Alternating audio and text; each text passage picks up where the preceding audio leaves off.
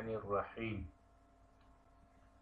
آج کی ویڈیو میں ہم سورۃ البقرہ کی آیت نمبر 49 کا ترجمہ اور تفسیر جانیں گے۔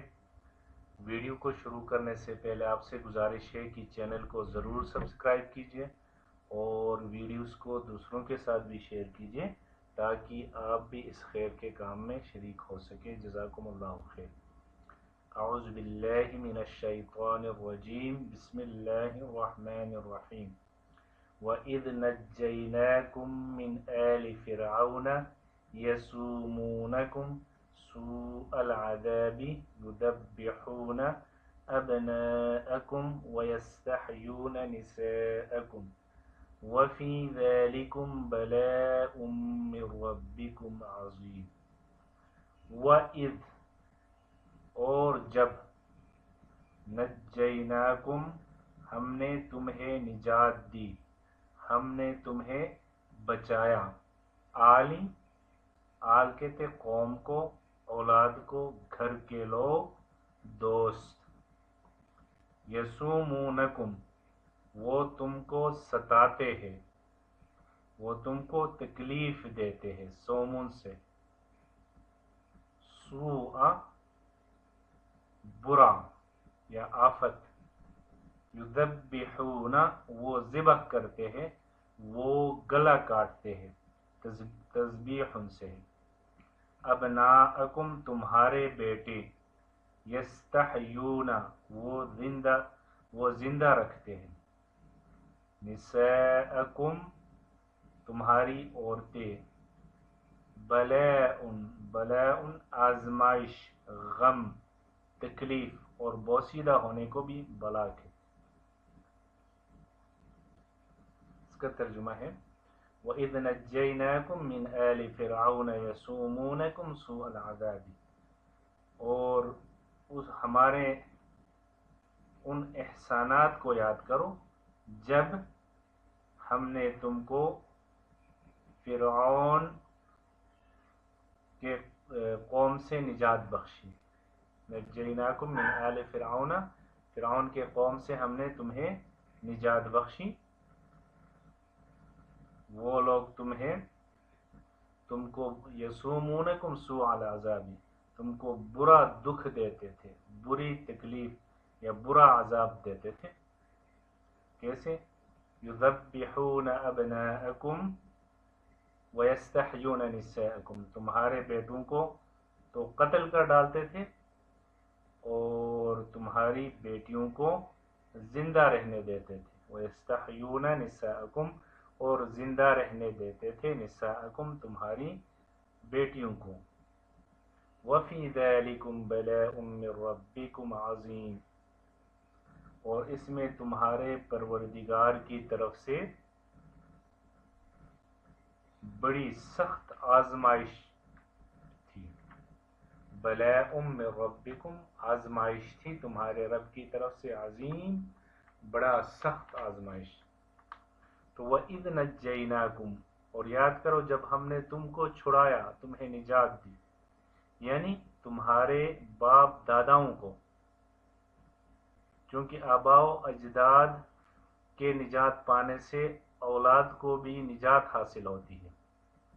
اس لیے اللہ سبحانہ و تعالیٰ نے اولاد کو مخاطب کر کے فرمایا جب ہم نے تمہیں چھڑایا، جب ہم نے تمہیں نجات دی، من آل فرعون فرعون کے لوگوں سے۔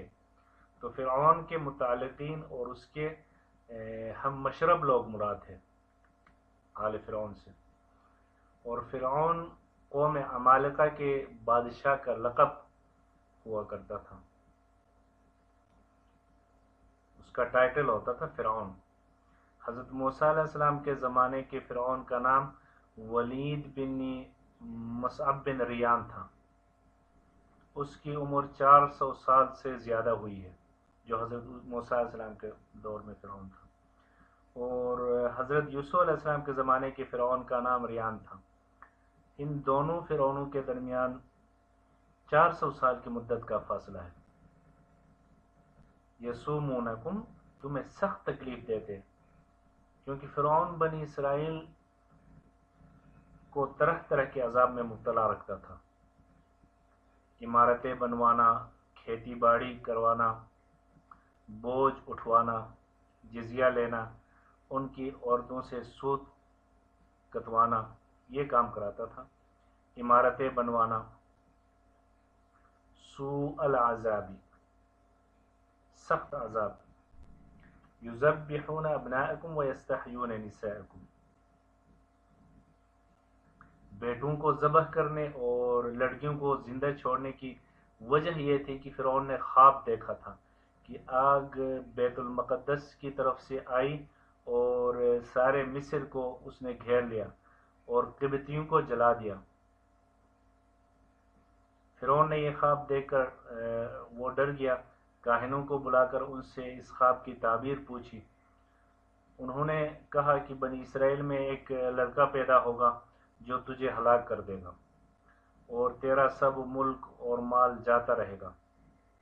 اس کے بعد سے فرعون نے یہ حکم دیا کہ بنی اسرائیل میں جو بھی لڑکا پیدا ہو اسے قتل کر دیا جائے اور لڑکیوں کو زندہ چھوڑا جائے۔ ایک روایت میں 12 اور دوسری روایت میں اس ظالم نے تقریباً 90,000 بچوں کو قتل کروایا تھا۔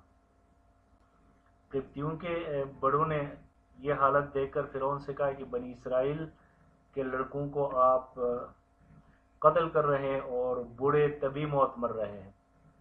لڑکے اور یہ قتل ہو رہے اور ان کے جو بوڑھے ہیں وہ تو اپنے طبی موت مر رہے ہیں۔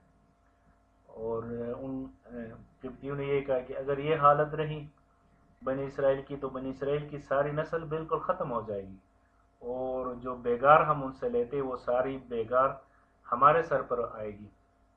اس کے بعد سے فرعون نے حکم دیا کہ 1 سال بچوں کو زندہ چھوڑا جائے اور 1 سال پیدا ہونے والے بچوں کو قتل کر دیا جائے۔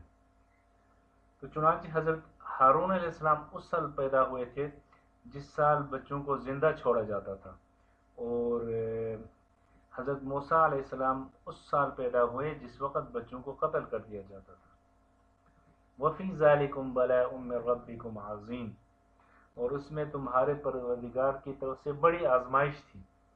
یہ سارے اس معاملے میں کہ وہ فرعون بہت سخت عذاب دیتا تھا، برے عذاب یا سزا دیتا تھا بنی اسرائیل کو، اور ان کے بیٹوں کو قتل کرتا تھا، لڑکیوں کو زندہ چھوڑتا تھا۔ تو آزمائش تو کبھی عذاب کے شدت کے ساتھ ہوتی ہے کہ عذاب میں شدت ہوتی ہے، عذاب اور سختی، تو اس وقت امتحان ہوتا ہے کہ آیا صبر کرتے ہیں یا نہیں، یہ امتحان لینا مقصود ہوتا ہے اللہ کی طرف سے۔ اور کبھی نعمت اور فراخی کے ساتھ آزمائش ہوتی ہے، تو اس وقت یہ آزمایا جاتا ہے کہ آیا شکر کرتے ہیں یا نہیں۔ میں نے اللہ سبحانہ و تعالیٰ یہ دیکھنا چاہتے ہیں کہ میں نے اپنے بندے پہ اتنی نعمتیں کی ہے، اتنی فراخی اور کشادگی کی ہے، تو ان نعمتوں پر یہ بندہ میرا شکر کرتا ہے یا نہیں، یہ آزمانا ہوتا ہے اللہ کی طرف سے۔ تو دونوں صورتوں میں اللہ کی طرف سے آزمائش ہوتی ہے، سختی کے وقت صبر کرتا ہے یا نہیں یہ دیکھنا مقصود ہے، اور فراخی اور آسائش کے وقت نعمت کی فراوانی کے ساتھ اللہ سبحانہ و تعالیٰ بندے کو یہ دیکھنا چاہتا ہے کہ آیا یہ بندہ میری نعمتوں پر شکر ادا کرتا ہے یا نہیں۔ اللہ سبحانہ و تعالیٰ ہمیں ہر آزمائش سے محفوظ فرمائے اور اپنے تمام نعمتوں پر شکر کرنے کی توفیق عطا فرمائے، آمین۔